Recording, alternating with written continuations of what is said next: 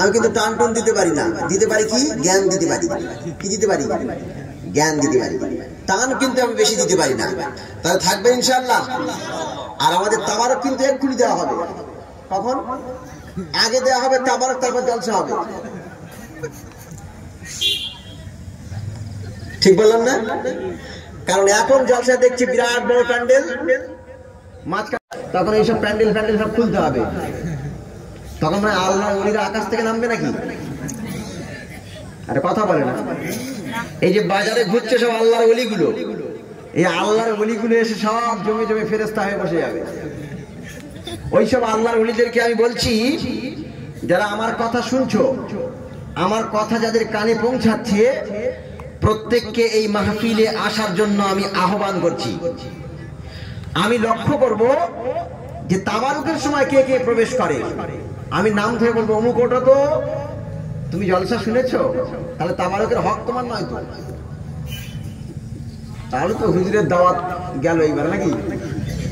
হুজুরের দাওয়াত আর হবে না, ওরকম দাওয়াত আমার লাগবে না। কি বললাম? ওরকম দাওয়াত লাগবে না। আপনারা জলসা দিয়েছেন কেন? কিছু দিনের জ্ঞান শিক্ষা করার জন্য, জ্ঞান অর্জন করার জন্য।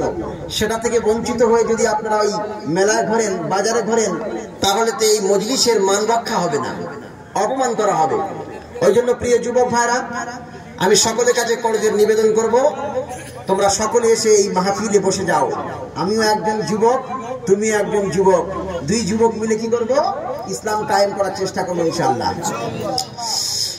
সম্মানিত বারাবার, আল্লাহ রাব্বুল আমিন কোরআন আল কারীমের মধ্যে বলেন, আয়ে পৃথিবীর মানব বান্দারি শোনো শোনো, আমি রাব্বুল আলামিন আল্লাহ কোরআন আল কারীমের মধ্যে জানিয়ে দিলাম, ক্বাদ আফলাহাল মুমিনুন আল্লাযীনা হুম ফি সালাতিহিম খাশিউন ওয়াল্লাযীনা হুম আনিল লাগবি মুরিদুন ওয়াল্লাযীনা হুম লিয-যাকাতি ফাঈলুন। জোরে বলুন আল্লাহু আকবার।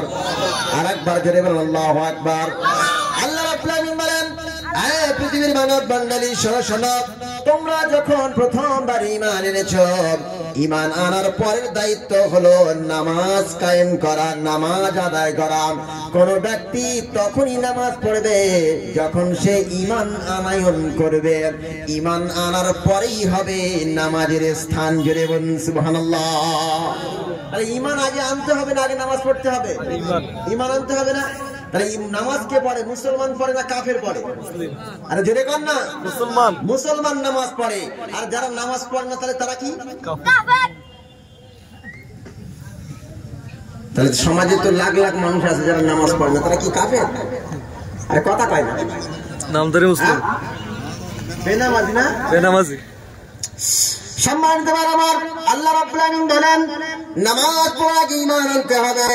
কোন বান্দা যখন ঈমান আনয়ন করে, ঈমান আনার সাথে সাথে তার ঘাড়ের উপরে আরো একটা দায়িত্ব চেপে যায়।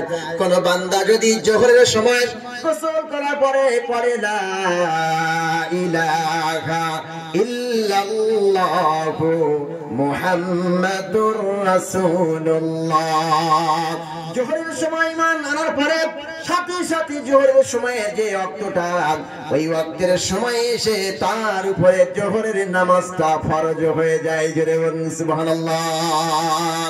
আল্লাহ রাব্বুল আলামিন বলেন, ইন্নাস সালাতা কানাত আলাল মুমিনিনা কিতাবাম মাওকুতা।